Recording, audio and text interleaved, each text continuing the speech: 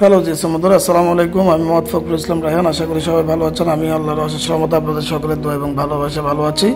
তো বন্ধুরা, আমি আপনাদের কাজের সুবিধার্থে যাদের নিয়ে স্কিমেটিক নেই তাদের জন্য নিত্য নতুন আসলে ভিডিও আপডেট ভিডিও দেওয়ার চেষ্টা করছি। তো আমি আগের ভিডিওতে হচ্ছে যে ব্যাক ক্যামেরা নিয়ে আলোচনা করেছিলাম, যদিও পরবর্তীতে হচ্ছে চার্জার জারটা এবং কম্পোনেন্ট নেম এবং হচ্ছে যে আপনার ফিঙ্গারপ্রিন্ট, তারপর হচ্ছে ফ্রন্ট ক্যামেরা। বাট আমি ক্যামেরা সেকশনটাকে টোটালিভাবে একসাথেই করে ফেলতে চাই, যার কারণে ব্যাক ক্যামেরার পরপরই আমি ফ্রন্ট ক্যামেরার নিয়ে সেটা ভিডিওটা করছি। আর কম্পোনেন্ট নেমের ভিডিওটা তো আগিয়ে দিয়েছি। তো ফ্রন্ট ক্যামেরার ইন্টারফেসটি খুলতেছি আমরা, এই পর্যন্ত অপেক্ষা করবেন, আমাদের সাথেই থাকুন। সেই সাথে একটু বলে নেই যে নতুনরা যারা আছেন তাদের জন্য অবশ্যই আমার এই ভিডিওগুলো খুবই হেল্পফুল হবে। আর যদি আপনার মনে হয় বিন্দু পরিমাণ আমার এই ভিডিওগুলো দেখে আপনাদের হেল্প হয়েছে, তাহলে অবশ্যই আমার ভিডিওটিকে একটা লাইক করে দেবেন এবং চ্যানেলটি সাবস্ক্রাইব করার জন্য অনুরোধ রইল।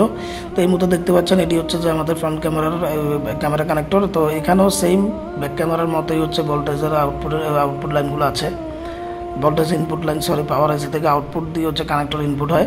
তো এই লাইনগুলো যখন আসে, এই লাইনগুলোর সাথে দেখুন রেজিস্টার সিরিজ অবস্থা এবং প্যারালাল অবস্থাতে ক্যাপাসিটরও রয়েছে। যদি কোনো কারণে এগুলোতে ভোল্টেজ না পান, অবশ্যই আগেও যেমন বলেছি এখনও তাই বলবো, সেটা হচ্ছে যে অবশ্যই রেজিস্টারের রেজিস্ট্যান্স চেক করবেন এবং ক্যাপাসিটর ভালো আছে কিনা চেক করবেন। যেহেতু প্যারালাল ক্যাপাসিটরগুলো বেশিরভাগ শর্ট হয়, মোবাইলের অধিকাংশই হচ্ছে ক্যাপাসিটর ব্যবহার করা হয়। তো এই লাইনগুলো হচ্ছে যে এই যে পাওয়ার আইসি থেকে বের হয়ে হচ্ছে যে ওই ক্যাপাসিটার মাধ্যমে প্যারালাল এবং সিরিজের মাধ্যমে রেজিস্টারের মাধ্যমে সিরিজ হয়ে হচ্ছে কানেক্টরে পৌঁছায়। এখন এর মাধ্যমে যদি কোথাও লিকেজ শর্ট হয় তাহলে কিন্তু আপনার এই যে আপনি কানেক্টরে জিআর ভ্যালু পাবেন না।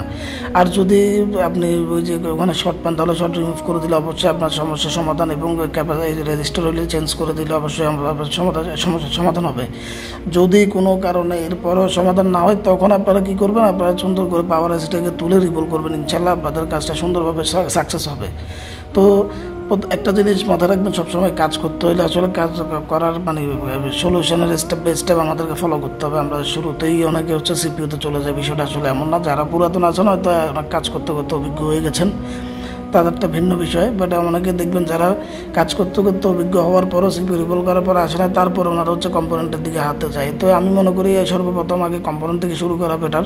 তো যাই হোক, এখন ভোল্টেজের লাইনগুলো নিয়ে তো আলোচনা হলো, এখন আসুন প্রোটোকল লাইনগুলো নিয়ে আলোচনা করি। এখানে দেখতে পাচ্ছেন যে কালারফুল লাইনগুলো 1টা 2টা 3টা 4টা 5টা 6টা 7টা 8টা 9টা 10টা 11টার মতোই আছে। এই এবং 12টা 13টার লাইনই হচ্ছে আপনার হচ্ছে এই প্রোটোকল লাইন হিসেবে কাজ করে। এবং প্রোটোকল লাইনের মধ্যে 3টে হচ্ছে হলুদ লাইন। এই 3টা হলুদ লাইন আবার হচ্ছে যে সেম ব্যাক ক্যামেরার মতোই 3টে হলুদ লাইন আবার এগুলোর সাথে প্যারালাল এবং সিরিজে কম্পোনেন্ট মিশ্রিত থাকে। এখন এই কম্পোনেন্টগুলো যখন থাকে, যেহেতু এটা খুবই মনে করেন যে গুরুত্বপূর্ণ একটি লাইন, তো এই লাইনগুলো আসলে লাইন কিন্তু সবগুলোই গুরুত্বপূর্ণ। কোনো একটা লাইন মিসিং হলে কিন্তু ক্যামেরা কাজ করবে না, ক্যামেরা ফ্যাকাশে হয়ে যাবে, এরকম একটা না একটা সমস্যা আসে।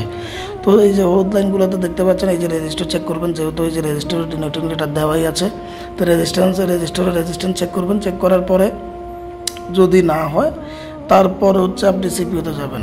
সরাসরি সিপিইউতে যাওয়ার কোনো সুযোগ নেই ভাই, আমি আবারও বলতেছি, কখনো সরাসরি সিপিইউতে যাবেন না।